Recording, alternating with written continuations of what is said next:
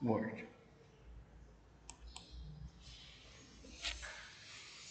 Bom, nós terminamos os órgãos dos sentidos e agora nós vamos ver o sistema hormonal. Não se esqueçam que eles colocaram, os autores da nossa apostila, eles colocaram todos os órgãos dos sentidos junto com o sistema nervoso. Só que a coordenação das funções corre por conta do sistema nervoso e do sistema hormonal, né? Então agora nós vamos ver o sistema hormonal. Então o sistema hormonal, eu tenho que primeiro falar um pouquinho para vocês de glândulas. Glândulas são órgãos que produzem alguma coisa. E o produto da glândula, as glândulas podem ser exócrinas ou de secreção externa, que produzem alguma coisa que vai ser utilizada no outro órgão. Por exemplo, glândula salivar, a saliva é levada para a boca. Glândula lacrimal, a lágrima é levada para a parte anterior do globo ocular. Então, isso é glândula exócrina. Glândula endócrina ou de secreção interna são glândulas que lançam o seu produto diretamente no sangue, não tem canal nenhum. As glândulas lacrimais têm o canalzinho da glândula lacrimal que vai levar a lágrima para a parte anterior do globo ocular. No caso das glândulas endócrinas ou de secreção interna, não. O que acontece? Nesse tipo de glândula, o seu produto é lançado diretamente no sangue e recebe o nome de hormônio. Então, hormônio são produtos de glândulas endócrinas, ou seja, aquelas glândulas que lançam o seu produto diretamente no sangue. Todos os hormônios são lançados no sangue. A via dos hormônios é via sanguínea, então vai aonde ele tem que ir através da corrente sanguínea, tá? E nós temos várias glândulas endócrinas, tá? A principal, a nossa glândula mãe, é a glândula hipófise. Então, aqui nós temos um desenho, olha, vou mostrar o desenho para vocês e a gente vê pelo desenho primeiro. Olha, vou centralizar, pronto. Então, nós temos aqui a hipófise, que é uma glândula pequenininha, do tamanho de um grão de ervilha, que está localizado bem aqui na base do encéfalo. É a glândula mãe, ela produz 9 hormônios. Depois tem a tiroide ou tireoide, que é essa glândula que abraça o nosso pescoço, ó, abraça a laringe, bem junto com a cartilagem tireoide ou tiroide que a gente já viu. Atrás da glândula tiroide, nós vamos encontrar as paratiroides. Ela está incrustada na glândula tiroide, em número de 3 a 4. Normal são 4. Quer dizer, não é normal, comum, né? O pâncreas, que está aqui, que é uma glândula mista, porque produz o suco pancreático, olha o canalzinho dele, que leva o seu produto no duodeno, então é a glândula exócrina. Mas ela tem também as ilhotas de Langerhans, que produzem a insulina e a glucagem ou glucagon, que são hormônios. Tem as suprarrenais, que fica em cima do rim, assentada em cima do rim, em forma de uma vírgula, tá? Tem as glândulas reprodutoras, que na mulher são os ovários e no homem o testículo, né? Então, nós vamos começar com a nossa glândula mãe.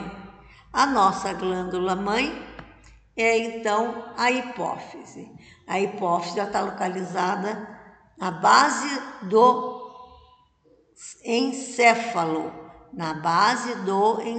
bem na base do cérebro.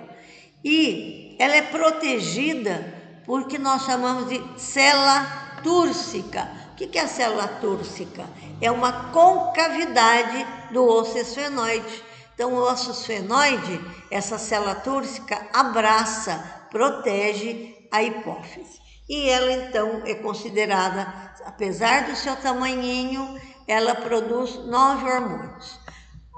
O lobo anterior, chamado adenohipófise, produz 7 hormônios. E a neurohipófise, que é o lobo posterior, produz 2 hormônios. Os hormônios, por isso que ela é chamada de glândula-mãe, pela quantidade de hormônio que ela produz. Então, quais são os hormônios da adenohipófise? É a somatotrofina, que é o hormônio de crescimento, que é responsável pelo nosso crescimento harmônico, mas pode ter problema. Se ela produzir pouco hormônio, vai ter o nanismo. Se fabricar demais, vai ter o gigantismo, tá? Tem uma diferença, depois a gente vai falar sobre do nanismo, né? Tem o anão, por deficiência da somatotrofina, é aquele anão proporcional. Você olha nele, se você vê a sombra, você não diz que é um anão, porque ele tem proporção entre tronco, cabeça e membros, né? Mas tem o outro que é chamado de acondroplasia, que não está aqui no resumo. A condroplasia, condrocartilagem, é a ausência de cartilagem de crescimento nos ossos longos. Então, o indivíduo tem a somatotrofina, ele vai ter um desenvolvimento praticamente normal de cabeça e tronco, mas dos membros não. Então, são esses anõezinhos que a gente vê na televisão, no circo, que tem praticamente cabeça e tronco normal e os membros curtos, né? Sem desenvolver braços, antebraço, às vezes até a mão, perna, coxa, né? Essa é a condroplasia.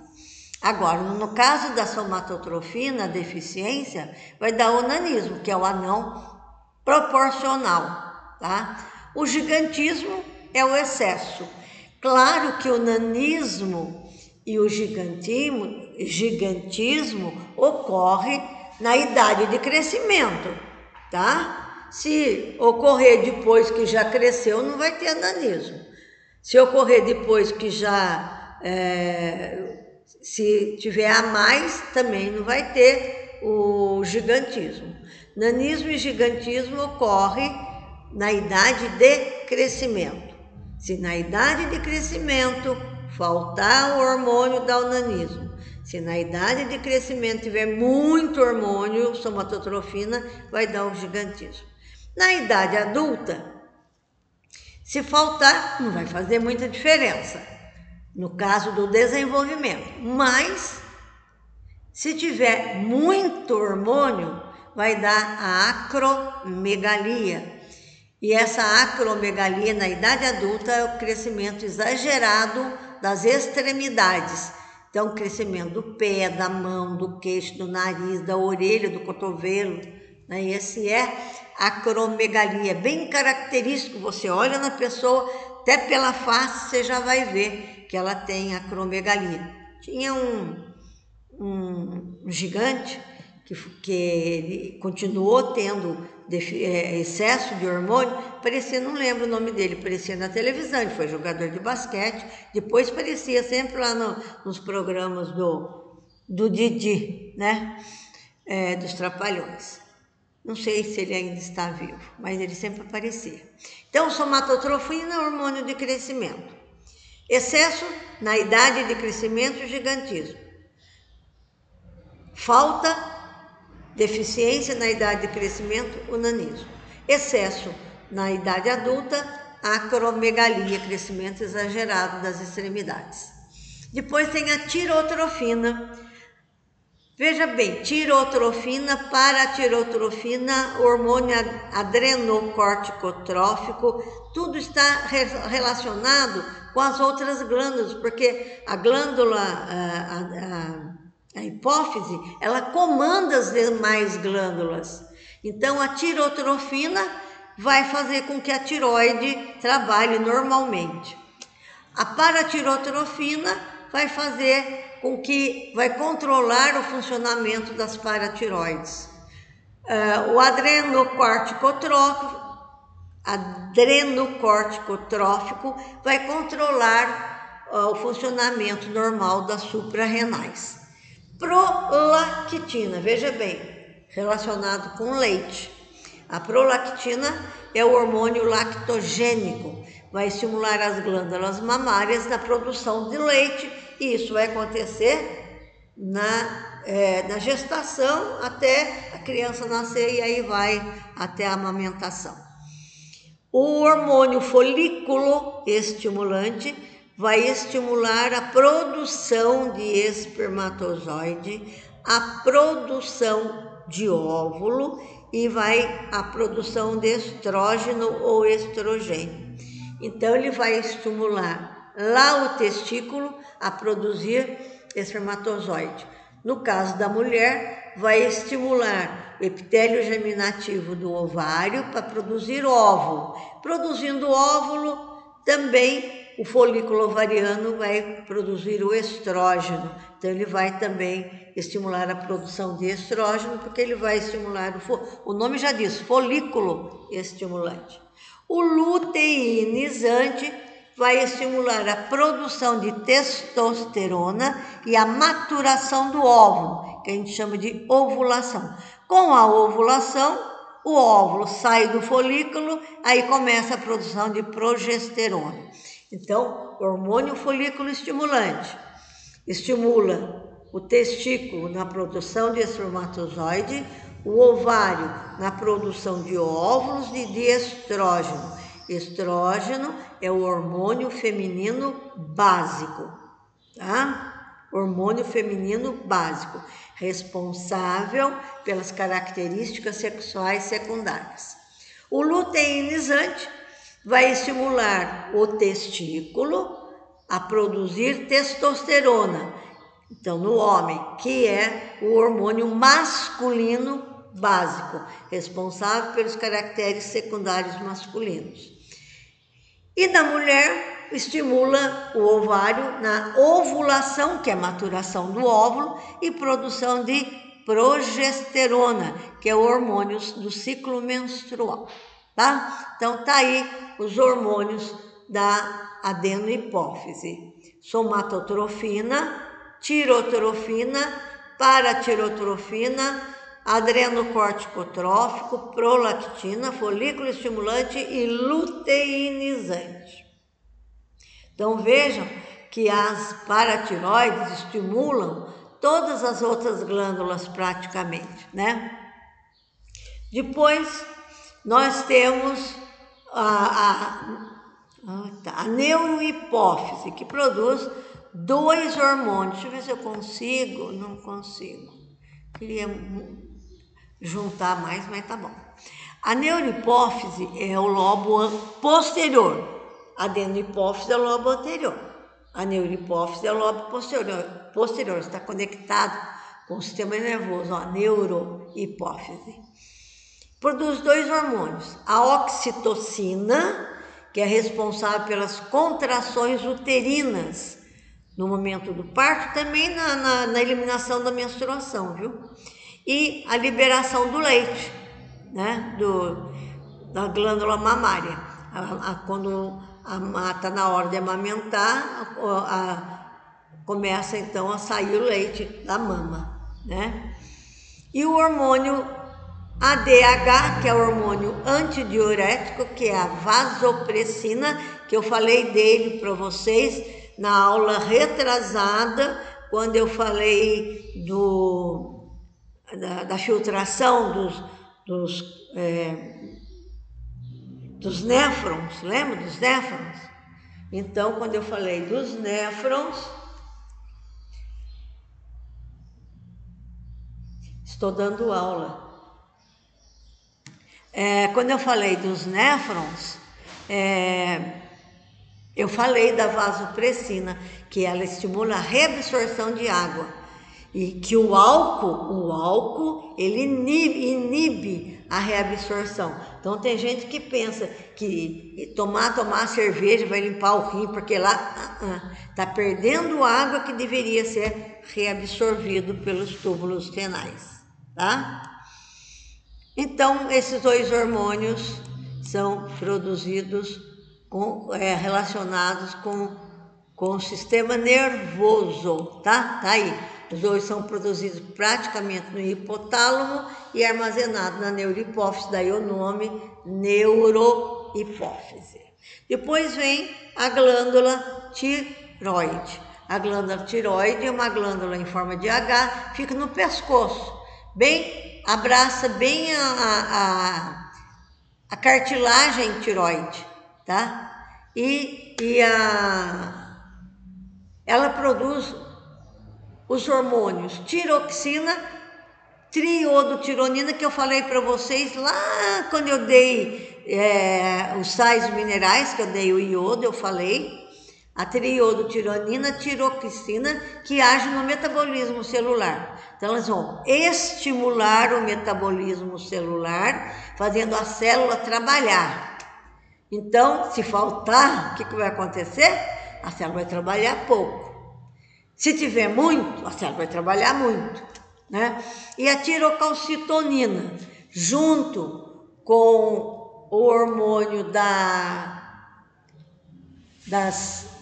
junto com o paratormônio das paratiroides, vai dar o equilíbrio de cálcio no nosso organismo, tá?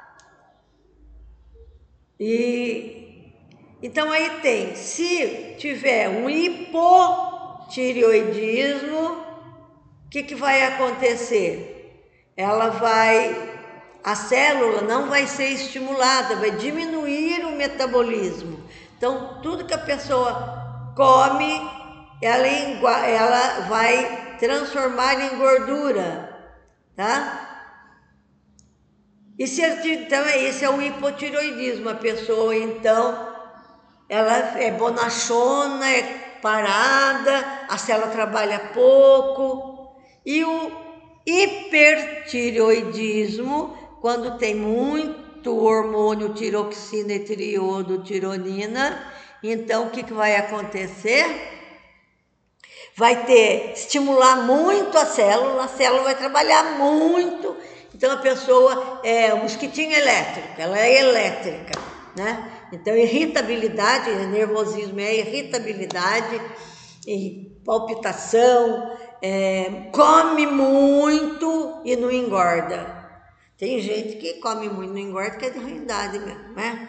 Mas aqui no caso também ela vai comer muito e não vai engordar. E a exoftalmia, que fica com o olho estalado, o olho saliente, né? Esse então é o hipertireoidismo, tá? T4, T3 estimula o metabolismo. Muito T4, T3, hipertireoidismo, a pessoa queima tudo que come e tem irritabilidade e perda de peso, porque a célula trabalha muito. O hipotireoidismo, pouco T4, T3, que é a tiroxina e triodotironina, o que vai acontecer?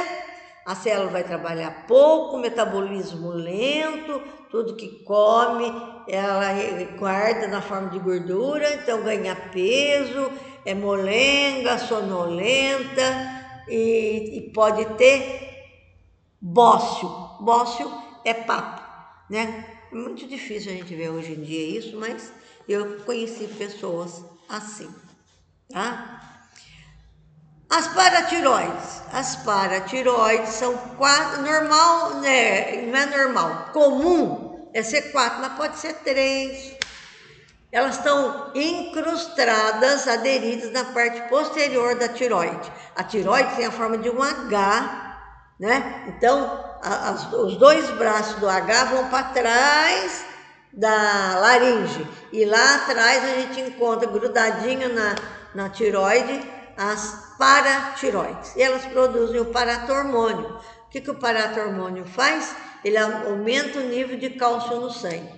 Então a tirocalcitonina e o paratormônio vai dar o equilíbrio de metabolismo de cálcio no organismo, tá? Depois, o pâncreas. Peraí. Vamos ver o pâncreas. O pâncreas é uma glândula mista, né? Porque ele produz, ele é tanto de secreção interna como de secreção externa. Então, o pâncreas, ele está bem encaixado no duodeno, no C do duodeno. O duodeno é a primeira porção do intestino delgado, né? Então, ele produz o hormônio. Deixa eu ver se vem aqui para baixo. Não, vamos ver se vai para cima. Peraí. Ele produz o suco pancreático, que a gente já estudou, o suco pancreático, né? E também ele tem, o suco pancreático é jogado lá no duodeno, né? Que vai participar da quilificação. Então tá aqui, deixa eu diminuir mais um pouco, tá aqui, aí. Então, aqui eu tenho o pâncreas, tá? Aqui eu tenho o canal do pâncreas, aqui é o canal cístico, aliás, canal colédoco, que é do fígado, né? Tá faltando aqui esse aqui é o canal cístico. Aí ele junto com outro canal que não tá aqui, que é do fígado, né? Canal hepático, e forma o canal colédoco. Então, o pâncreas é uma glândula de secreção externa, que produz o suco pancreático. Mas ele tem aqui, se vocês prestarem atenção, uma porção de estruturinhas, parecem umas bolinhas, sei lá. São as ilhotas de Langerhans ou ilhotas pancreáticas. Essas ilhotas, elas produzem, tem dois tipos de célula. Célula beta produz insulina e célula alfa produz glucagem ou glucagon, tá? E eles trabalham de modo antagônico. Olha, a insulina vai diminuir o nível de açúcar no sangue.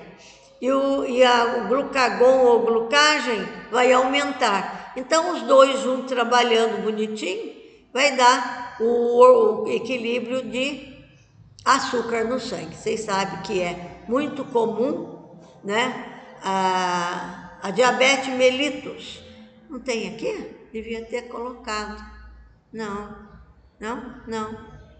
Bom, a diabetes mellitus é quando diminui a insulina. Então, a pessoa começa só o glucagon funcionar, vai aumentar o nível de açúcar no sangue e não tem a insulina para diminuir, para queimar o açúcar. Então, porque a insulina funciona assim. A insulina abre as portas, entre aspas, para o açúcar entrar na célula, para poder ocorrer a respiração, fornecer energia.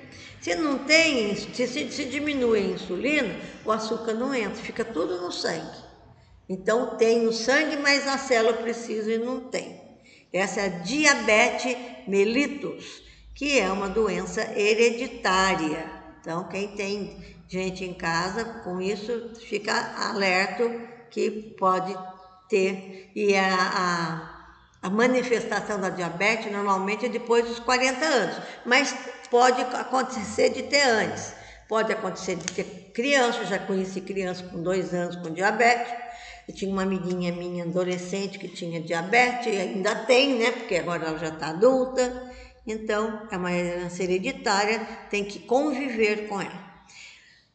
Bom, agora vem as glândulas. Então, não se esqueçam que o pâncreas é uma glândula mista. Ele tanto produz secreção externa, que é o suco pancreático, que vai para o duodeno, quanto secreção interna, que são os hormônios glucagon ou glucagem e a insulina, tá? Depois agora vem as glândulas reprodutoras. Então as glândulas reprodutoras são o testículo do homem e na mulher o ovário. Os testículos são as glândulas reprodutoras masculinas que produzem, além de produzir espermatozoide, também produz a testosterona, que é o hormônio masculino básico, responsável pelos caracteres sexuais secundários, mudança de voz, tipo de musculatura, disposição dos pelos, então vem a barba, né? E a mudança de voz conta aí a tireoide, que faz saliência no pescoço do homem, que é chamado de pomo de Adão. Alguns autores, como ele produz espermatozoide, eles consideram o espermatozoide como glândula exócrina. Para mim é célula, mas se vocês ouvirem falar testículo como glândula mista, é por causa disso, por causa do espermatozoide que não vai no sangue, vai ser eliminado. Mas eu não gosto desse, mas tem autor que considera. Os ovários então são as glândulas reprodutoras femininas, que além de produzir óvulos, também produz o estrógeno, que é o hormônio feminino básico, responsável também pelos caracteres secundários femininos, que é o desenvolvimento das mamas, arredondamento das formas, aparecimento dos pelos da axila, os pelos pubianos, né? Então, a disposição dos pelos do homem e da mulher é diferente, tá? Então, além de produzir o estrógeno, o ovário produz a progesterona. Depois a gente vai ver, quando acontece a maturação do óvulo, que o óvulo é expulso do ovário, o folículo fica vazio e forma o corpo amarelo, e o corpo amarelo vai produzir a progesterona. Isso a gente vai ver depois. Então, as glândulas reprodutoras, testículo produz testosterona, que é hormônio masculino, estou falando de hormônio, então a testosterona, hormônio masculino básico, e o ovário, que hormônios que ele produz, estou falando do sistema hormonal, ele produz o estrógeno, que é o hormônio feminino básico, e a progesterona, que é o hormônio do ciclo menstrual. Agora tem uma pequena glândula situada entre os dois hemisférios cerebrais, que ainda nem é muito estudada, que é a glândula pineal. Então tá aí o desenhinho dela em vermelhinho, e onde está escrito pituitária é a hipófise, tá? Ela produz a melatonina, que é o hormônio do sono, tá? Então, de dia, ela não é estimulada, à noite, quando não tem luz, ela é estimulada, então produz a melatonina. Então, aqui nós temos alguma coisa sobre o sistema hormonal. Tudo bem? Um beijo, até a próxima. Aí nós vamos ver depois reprodução, tá? Até mais.